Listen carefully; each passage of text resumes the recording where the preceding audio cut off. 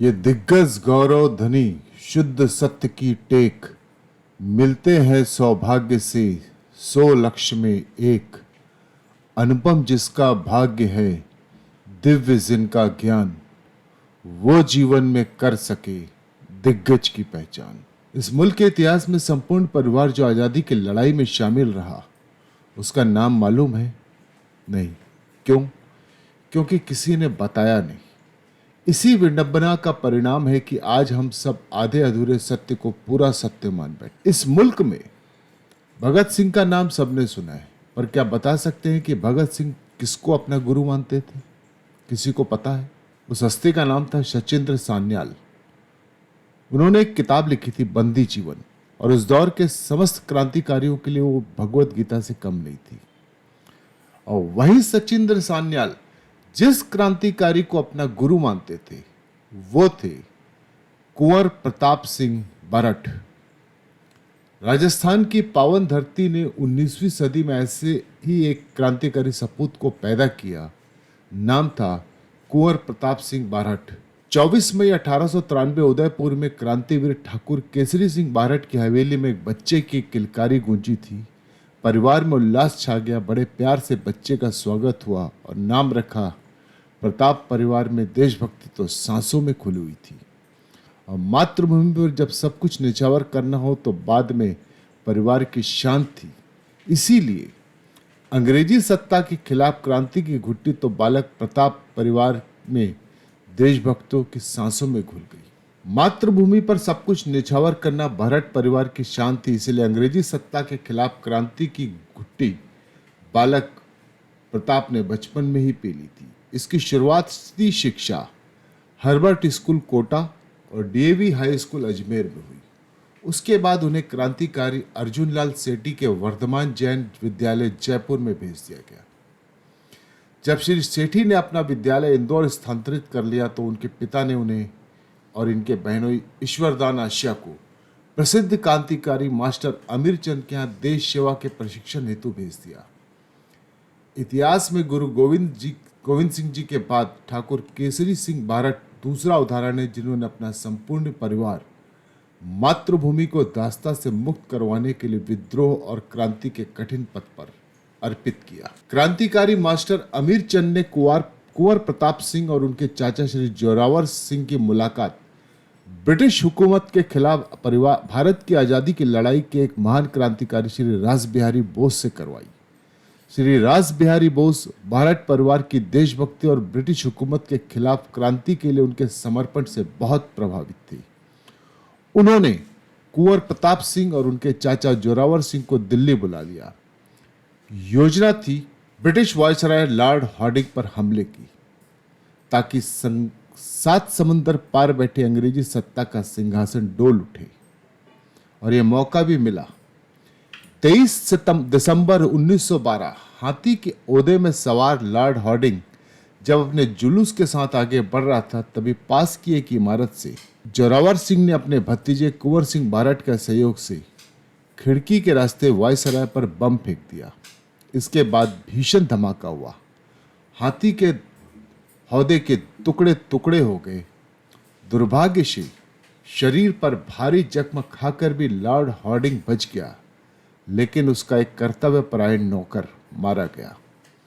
उसके बाद दोनों क्रांतिकारी बड़ी समझदारी से अपना कर्तव्य पूरा कर वहां से फरार हो गए। कुंवर प्रताप सिंह छद्म वेश धारण करके सिंध जा पहुंचे और वहां एक डिस्पेंसरी में कंपाउंडर के रूप में कार्य करना प्रारंभ कर लिया और साथ ही वहां के युवाओं को राष्ट्रभक्ति के लिए प्रेरित करने लगे। इस दौरान एक तरफ उन्हें पुलिस ढूंढ रही थी तो दूसरी तरफ से साथी क्रांतिकारी और रिश्तेदार भी ढूंढ रहे थे। तभी राजपुताना के क्रांतिकारी श्री राम नारायण चौधरी उन तक पहुंचने में कामयाब रहे। उन्होंने उनसे कहा कि हमारा संगठन चाहता है कि आप राजपुताना पधारें और वहां रहकर देश के लिए कार्य करें। इसके बाद कुंवर प्रताप ने उनके फैसले को स्वीकार कर लिया। इसके बाद दोनों ने तय किया कि चौधरी राजधानी में रहकर कार्य करेंगे और कुंवर प्रताप देहात में रहकर कार्य करेंगे। उचित अवसर पर दोनों फिर से मिलकर आगे की कार्य योजना बनाएंगे। जोधपुर के निकट आशानाड़ा रेलवे स्टेशन का मास्टर किसी दौर में उनका दिल का सहयोगी रह चुका था। इसीलिए प्रताप ने मुफीद समझते हुए आशानाड़ा स्टेशन पर उतर गए। लेकिन दुर्भाग्य से आशानाड़ा स्टेशन पर कुछ ही दिन पहले एक बम का पार्सल पकड़ाया गया था और उसमें स्टेशन मास्टर ने खुद को बचाने के लिए पुलिस का मुखबिर अपने आप को बना लिया।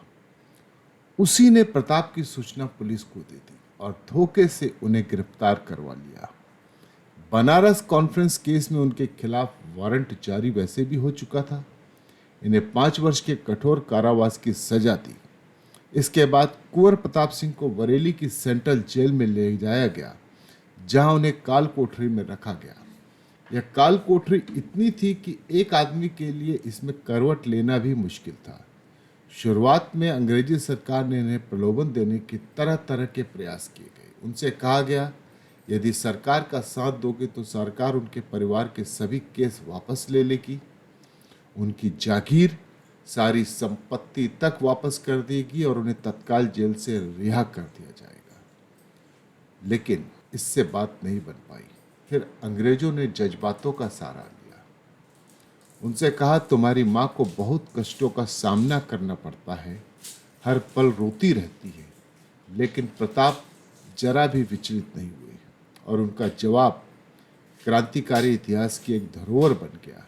जो उन्होंने कहा, मैं अपनी एक माता को हंसाने के लिए इस देश की करोड़ों माताओं को रुलाना नहीं चाहता। इसके बाद पुलिस प्रशासन ने सोचा शायद पिता की दशा उनके विचार बदल दिए, इसलिए उन्हें हजारीबाग जेल ले जाएगा, जहां उनके पिता ठाकुर केसरी सिंह बारठ सजा काट रहे थे।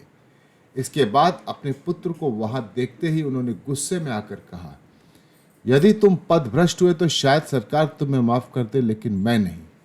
इस पर कुंवर प्रताप सिंह ने कहा कि क्या आपको अपने खून पर भरोसा नहीं रहा?